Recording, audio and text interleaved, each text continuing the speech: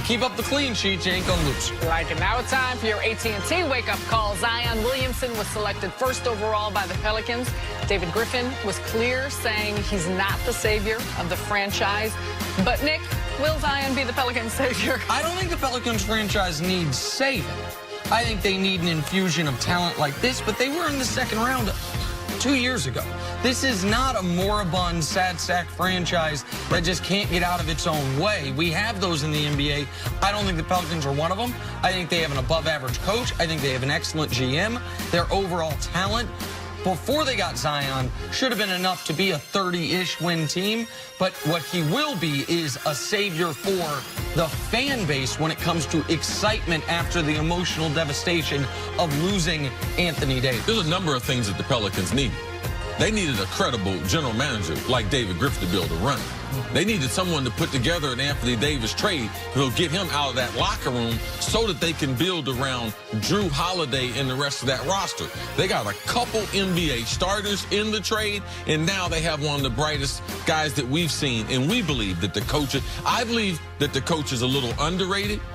I do believe that he will fit the style for which Zion needs to play, because he will challenge Zion to play defense. And Zion doesn't need that. Right. But that's the way you start your NBA career. Get out on the break, playing some defense. The other skills will come with that. So I think he's in a great spot. Moving on to the number 2 overall pick, Ja Morant was selected second by the Grizzlies. He will be the man in Memphis after they traded Mike Conley. So, see, what do you expect from Ja as a pro? I expect him to be very, very exciting basketball player. I worry about his overall health. He's a small guy, and when you play the style that he does, you're going to be a high flyer. You end up on the ground a lot. So I want to watch how his body improves. Watch the pressure that they put on him. But he has, to me, the style that transfers over to the NBA. Wide open. He's a great passer, the best passer that we had in this year's draft. So those skills, I believe, transfer immediately. I'm just concerned about the amount of minutes he's going to play as a young player and the pressure. A lot of pressure taken over from Mike Conley. Yes. He and Marc Gasol, two best players in Grizzlies franchise history, and really defined that era of Grizzlies basketball. He is an excellent three-point shooter on the right side of the court, over 40%, and he's an excellent deep three-point shooter, a la Damian Lillard, a guy that will pull up from far, which is an important skill in today's NBA. We know he can pass. We know he can fly. He's the number 1 pick in 40% of the last 20 NBA drafts. He's just not the number 1 pick because of Zion. To me, he is the other, no doubt, can't-miss guy in this draft. Grizzlies are thrilled. Finally, let's talk Kevin Durant. He's still trying to figure out what he is doing next season. According to reports, the Warriors are considering offering KD a delayed sign-and-trade option, which would keep him in the Bay Area while he rehabs. Nick, does this make sense for Kevin? I don't understand this at all. It makes sense for the Warriors, right, because the Warriors have Steph at $40 million. Clay's about to be at 30 plus. Draymond and Iggy combined for 35. There's your whole salary cap. And when Iggy retires, assuming you keep Draymond, he's going to want 30. There's your whole salary cap once again. So what doing this for the Warriors would allow is you get something back for Kevin Durant.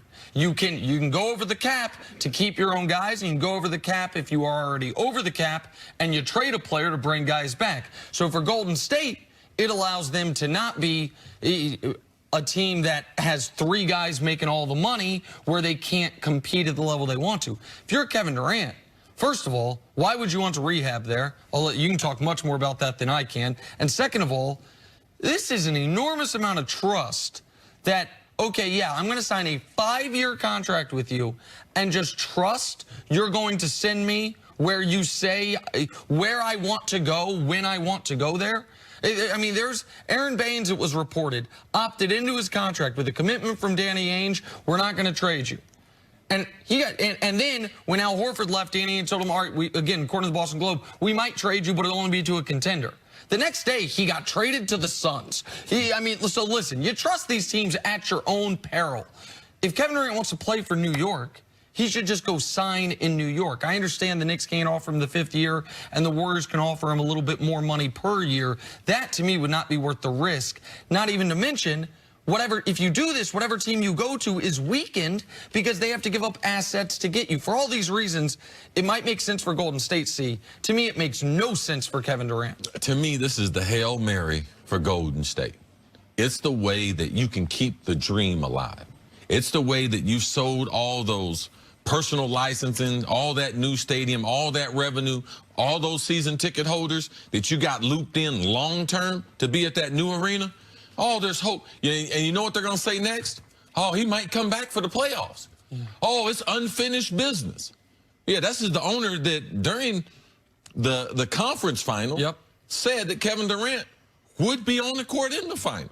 Now, I know he's not a doctor, and him being rich don't make him a doctor. So for me, it would be hard to extend that type of trust and faith over money that I could make off the court in New York.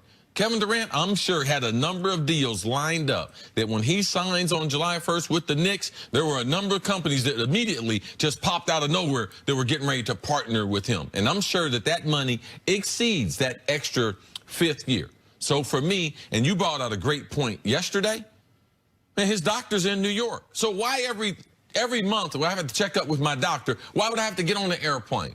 Compared to being with the Knicks, which I believe he is, or with the Nets, where their team doctor is the one that took care of him with his foot surgery and took care of this Achilles rupture surgery. So to me, it does not make sense, and it's not in Kevin Durant's best interest to sign back up, because let's just imagine this. If he does sign that deal, in about 10 months, what kind of pressure is Kevin Durant as a competitor going to put on himself to be on that basketball court? Again, same thing. It's worse this time because now you've ruptured it, and if you ruptured it once, it can definitely be ruptured again, Sarah. How much, which all of these are excellent points, I think the biggest thing is the depleted roster that you would be going to, which makes it really, there's a lack of any understanding because you would be going to a weakened team. But Nick. And that was just real quick before you move on from that point.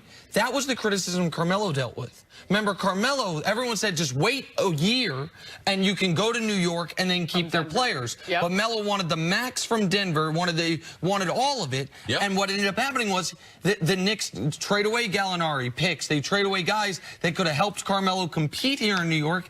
And that's one of the reasons that Carmelo era was, for a lot of people, a failed era. Sorry to interrupt, but I think that is a pretty apples-to-apples example. But with all of that, the point about his rehab, and see, you've dealt with rehab, dealt with coming back from injuries. Now with this point, as he's looking at different teams, and even Golden State taking into account of that, how much of his decision for where he wants to be for the next 4 years, 5 years, factors in to what that performance staff is like, what the medical staff is like, and how much trust he has in that as opposed to maybe what team or what roster that he wants to fit in. Right, Kevin Durant said it's always been, since he signed with the Warriors, it's been the Warriors and Kevin Durant.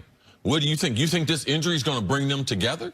Like, he's not going to get on the basketball court with them ever again. So just imagine Kevin Durant in his overall rehab in the pool that it would have on the younger players on the roster.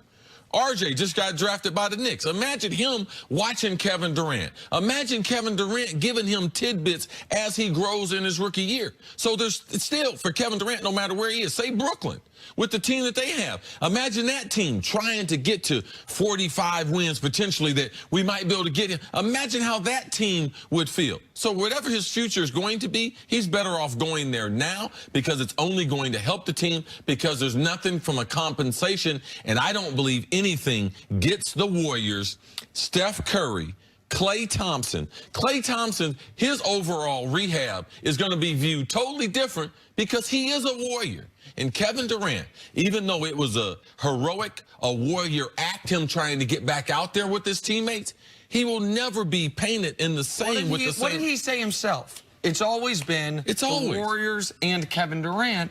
Why he'd want to be there almost as a lame duck player in this scenario. If he wants to stay a Warrior forever, God bless. Then sign the 5-year deal to be a Warrior forever, fine. But this, to me, would be ridiculous on his end. And last point on this, I also don't know that 5th year is a huge carrot for KD because of his age.